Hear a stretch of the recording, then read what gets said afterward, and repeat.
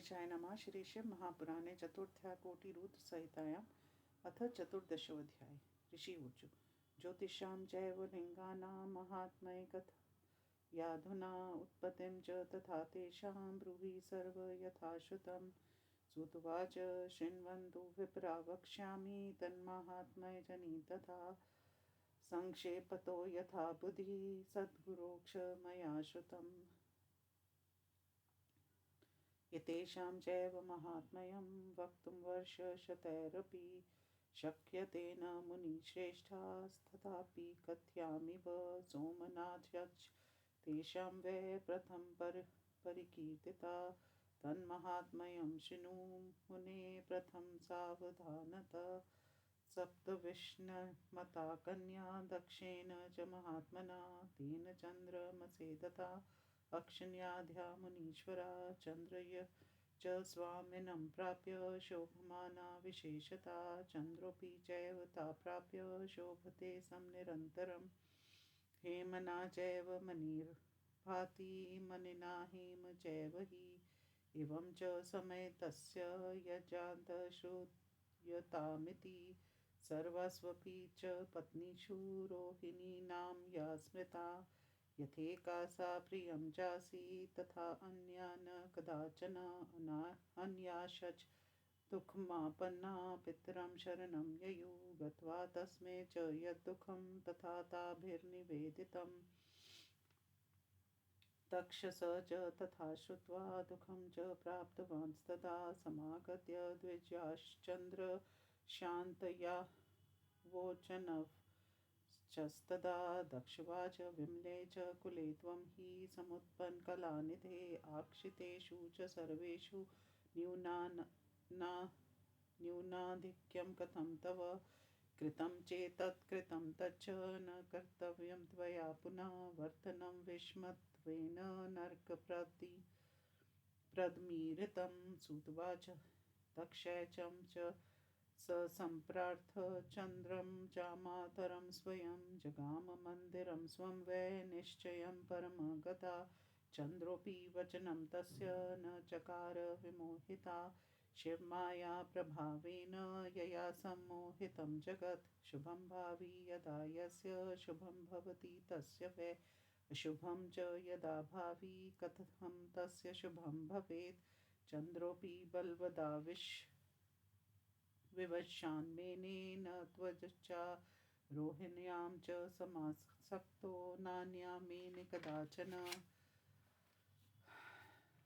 तच्छ्रुत्वा पुनरागत्य स्वयं दुःखसमन्विता प्रार्थयामास चन्द्रं स दक्षो दक्ष सुनीतिता दक्षवाच श्रूयतां चन्द्र यत्पूर्वं प्रार्थितो बहुधा मया न मानितं तवया यस्मात् स्म त्वं च क्षयी भव। सुतवाच इत्युक्ते तेन चन्द्रो वेक्षिजातशनादिह हाहाकारो महानासीतेन्दोषीणतां गते दिवर्ष तदा सर्वे किं कार्यः कथं भवेत् इति दुःखं समापन्ना विफलाः भवन्मुने विज्ञापिताक्षचन्द्रेण सर्वे शक्रदायसुरा ऋष्यक्ष विशिष्टाद्या ब्राह्मणा शरणं ययु गत्वापि तु तदा प्रोचोस्त्रितं निखिलं मुने ब्राह्मणे ऋषयो देवा नत्वानुत्वति विफला भ्रामपि त्वदचा श्रुत्वा विस्मयं परमं ययो शिवमायां सुप्रशस्य श्रावयं यस्तानुवाचः ब्रह्मवाच अहो कष्टं महजातं सर्वलोकस्य दुःखदं चन्द्रस्तु सर्वदा दुष्टो दक्षक्षशप्तवान् मुमम् सर्वं दुष्टेन चन्द्रेण कृतं कर्मापयनकेश श्रूयतां ऋषयशो देवा चन्द्रकृत्यं पुरातनं बृहस्पतिर्गृहं गत्वा तारादुष्टेन वैहृता तस्य भार्या पुनक्षेव स दैत्यान् समुपस्थितः समाक्षतस्तदा दैत्यान् युधं देवैक्षकारः मया तृणा निषिद्धक्ष तस्मै तारां ददोषसि त्वां च गर्भवतीं दृष्ट्वा न गृह्णामीति सोऽब्रवीत् अस्माभिर्वारितो जीवा कृच्छा जग्राहतां तदा यदि गर्भं जहातीह गृह्णामीत्यब्रवीत् पुनः गर्भे मया पुनस्तत्र त्याजते मुनिसत्तमा कस्यायं च पुनर्गर्भ सौम्यस्येति च साब्रवीत् पक्षतेन गृहीता सा मया च वारितेन वै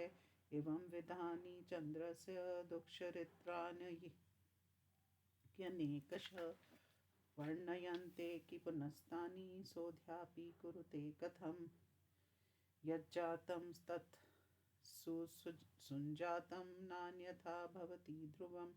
अतां परमुपायं पो वक्ष्यामि श्रुतादरात् प्रभासके शुभे क्षेत्रे व्रजे चन्द्र सदैव ते शिवमाराधये तत्र मृत्युञ्जय विधानता निध्यायेशं पुरस्तत्र चन्द्रस्तपतु नित्यश प्रसन्नक्ष शिवापाक्षात् क्षयं तं करिष्यति सुतवाच इति श्रुत्वा वचस्तस्य ब्राह्मणस्ते सुरर्षया सनिवृत्त्या ययुः सर्वे यत्र दक्ष विधुतता गृहीत्वा ते ततक्षन्द्र दक्षं चाक्षस्य निर्जरा प्रभासे ऋष्यक्षकृस्तत्र गत्वाखिलाक्षवे अवाहा तीर्थवर्याणि सरस्वत्यादिकानि च पार्थिवेन तथा पूजा मृत्युञ्जय विधानता ते देवाक्ष तदा सर्वे ऋष्यो निर्मलाशया स्थापय चन्द्रप्रभासे च स्वं स्वं धाम ययुर्मुदा चन्द्रेण च तपस्तप्तं षण्मासं च निरन्तरं मृत्युञ्जयेन मन्त्रेण पूजितो वृषभध्वज दशकोटिमितं मन्त्रं समावृत्य शशि च तम् ध्यात्वा मृत्युञ्जयमन्त्रं तस्तु निश्चलमानसा त्वं दृष्ट्वा शङ्करो देवा प्रसन्नो भूतता प्रभु आविर्भूय विधुं प्राह स्वभक्तं भक्तवत्सला शङ्करवाच वरं विरीणीशव भद्रं ते मनसा यत्समीप्सितं प्रसन्नोऽहं शशिं सर्वदास्ये वरमनुत्तमं चन्द्रुवाच यदि प्रसन्नो देवेश किं साध्यं भवेन्न मम तथापि मे शरीरस्य क्षयं वार्य शङ्कर क्षन्तव्यो मे पराधश्च कल्याणं कुरु सर्वदा इत्युक्ते च तदा तेन शिवो वचनं ब्रवीत् शिवोवाच पक्षे च क्षीयतां चन्द्र कलाते च दिने दिने पुंश्च वर्धतां पक्षे सा कला च निरन्तरं सूतवाच एवं सती तदा देवा हर्षनिर्भरमानसा ऋषयश्च तथा सर्वे समाजग्मुद्धुतं द्विजा आगत्य च तदा सर्वे चन्द्राय शिष्यं ब्रुवन् शिवं नत्वा करो बद्ध्वा प्रार्थयामासुरादरात् देवाऊचु देवदेव महादेव परमेश नमोऽस्तु ते हुम्या सहित शम्भो स्वामिन्नत्र सिद्धरो भव सूतवाच तत्क्षचन्द्रेण सदक्त्या संस्तुता शङ्कर पुरा निराकारश्च साकार पुंश्चैवाभवत्प्रभु प्रशंसच्च स देवानां क्षेत्रमाहात्म्ये हेतवे चन्द्रस्य यशस्येतत् नाम्ना चन्द्रस्य शङ्कर सोमेक्षरश्च नाम्नासीदिखायत भुवनत्रये क्षयकुष्ठादिरोगाणां नाशका पूजनाद्विजा धन्योऽयं कृतकृत्योऽयं यनाम्ना शङ्करा स्वयं सितच्छच्च जगतां नाथ पावय जगतीतलं तत्कुण्डं तैष च तत्रैव सर्वदेवे प्रतिष्ठितं शिवेन ब्रह्मणा तत्र हा विभक्तं तु तत्पुनः चन्द्रकुण्डं प्रसिद्धं च पृथ्व्यां पापनाशनं तत्र स्नाति नरो यः सर्वे पापे प्रमुच्यते रोगाः सर्वे क्षयाद्याश्च आसद्याश्च ये भवन्ति वे ते सर्वे च क्षयं यान्ति षण्मासस्नान्मात्रतः प्रभासं च परिक्रम्य पृथ्वीक्रम संभवं फलं प्राप्नोति शुद्धात्मा स्वर्गे महीयते सोमलिङ्गं नरो दृष्ट्वा सर्वपापात् प्रमुच्यते लब्ध्वा फलं मनोभीष्टमृत्स्वर्गं समीहते यद्यत् फलं समुद्दिश्य कुरुते तीर्थमुत्तमं तत्तत्फलं वाप्नोति सर्वथा नात्र संशया इति ते ऋषयो देवा फलं दृष्ट्वा तथाविधम् मुदा शिवं नमस्कृत्य गृहीत्वा चन्द्रं क्षयं परिक्रम्य च तत्तीर्थं प्रशंसत् ययुः चन्द्रश्चापि स्वकीयं च कार्यं चक्रे पुरातनम् इति सर्वं समाख्यात सोमेशस्य समुद्रव एवं सोमेश्वरं लिङ्गं समुत्पन्नं पुनीश्वरा य शृणोति तदुत्पत्तिं श्रावयेदपरान्नर सर्वान् कामनां वाप्नोति सर्वपापे प्रमुच्यते इति श्रीशिवमहापुराणे चतुर्थाकोटिरुद्रसंहितायां सोमनाथ ज्योतिर्लिङ्गोत्पत्तिवर्णनं नाम चतुर्दशोऽध्यायः। अथ पंचदशोऽध्यायः। सूतवाच हतां परं प्रवक्ष्यामि मल्लिकार्जुनसम्भवं यं श्रुत्वा भक्तिमान् धीमानस्वर्पापे प्रमुच्यते पूर्वं च कथितं यच्च तत्पुनः कथयाम्यहं कुमारचरितं दिव्यं सर्वपापविनाशनं यदा पृथ्वी समाक्रम्य कैलासं पुनरागता कुमारः स शिवापुत्रस्तारकरिमहाबला तदा सुरर्षिरागत्य सर्वमृतं जगादः गणेश्वरविवाहादिभ्राम्यस्तं स्वबुद्धितः तच्छ्रुत्वा स कुमारो हि प्रणम्य पितरोच्चतो जगाम पर्वतं क्रौञ्च पितृभ्यां वारितोऽपि हि कुमारस्य वियोगेन तन्माता गिरिजा यदा दुःखितासीत् तदा शम्भोस्तामुवाच सुबोधकृत कथं प्रिय दुःखितासि न दुःखं कुरु पार्वती आयास्ति सुता शुभ्रस्त यज्यन्ता दुःखमुत्कटम् सा यदा च नात्यन् मेने पार्वती दुःखिता भृशं तदा च प्रेषितास्तत्र शङ्करेण सुरर्षया दिवाक्षरिष्या सर्वे सघना हि मुदान्विता कुमारनयनार्थं वै तत्र जग्मुः सुबुद्धये तत्र गत्वा च ते सर्वे कुमारं सुप्रणम्य च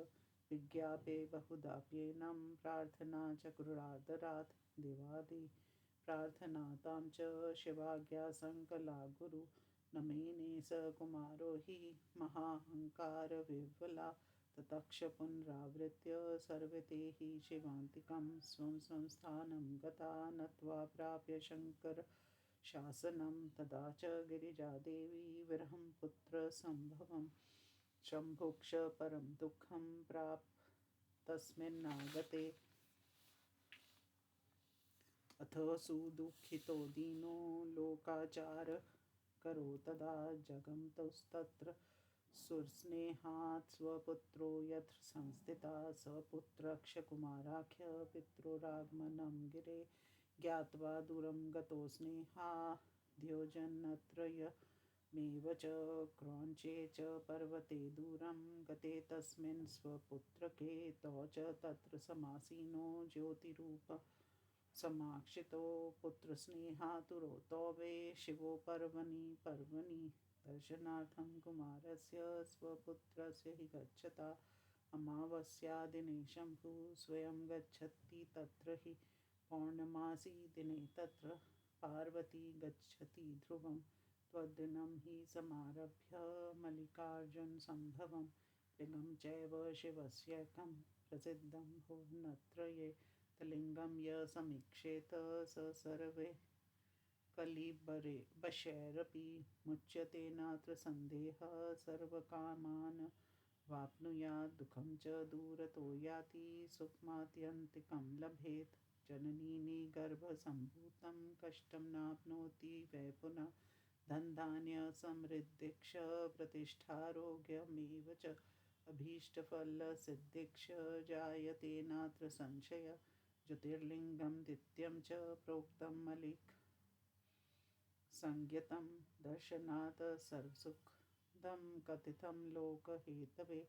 इति श्रीशिवमहापुराणे चतुर्थ्या कोटिरुद्रसहितायां मल्लिकार्जुननामक द्वितीयज्योतिर्लिङ्गवर्णनं नाम 15 अध्यायः।